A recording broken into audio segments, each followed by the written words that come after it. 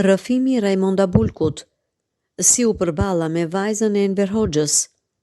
Unë xhirova qindra filma e bëja jetë mjerane. Aktoria Raimonda Bulku ka dhënë pak ditë më parë një intervistë për Grida Dumën, kundër të tjera ka rrëfyer një përballje me vajzën e Enver Hoxhës në bulevard. Kjo gjë e ka tronditur shumë pasi e bëri të kuptojë se bënte një jetë mjerane edhe pse ishte një aktore suksesshme. Në bulevard shikoj fëmijët e udhëheqësit, vajzën e udhëheqësit që kishte ardhur nga jashtë shtetit dhe nga një vajzë që kishte qenë në shëndosh, kishte ardhur një vajzë e bukur.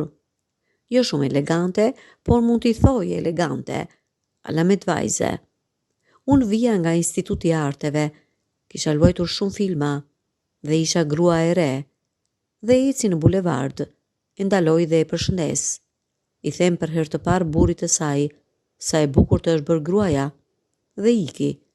Këtë nuk e kisha bërë kurrë. Kisha ecur nga piramida deri në shtëpi. Nuk e di, pa që në vete. E shoh vjerën time dhe mund të thoja ato që unë po i mendoja, po i bluaja, po zjeja nga brenda. Dhe i thash për herë të parë, nuk e di përse e përshëndeta filanin dhe filanin, e përshëndeta. I thash se ishte bërë shumë e bukur. Më pëlqeu, i thash, i takon të bëhet e bukur. Është vajzë e mbretit, le të shkoj ku të doj.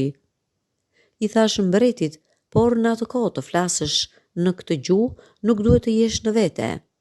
Aq shumë isha tronditur, jo nga fakti i bukurisë së saj. Ajo është vajza e mbretit, i thash, dhe mund të shkoj ku të doj, por unë kam qenë 16 vjeç që bëj filma, i thash, dhe punoj vetë. Dhe jam aktore dhe artiste, dhe filmat e mi i shohin të gjithë, i thash, dhe unë bëj një jetë të merësisht mjerane, i thash. Të ma linte mua atë pjesë të bukur të jetës, ta jetoja.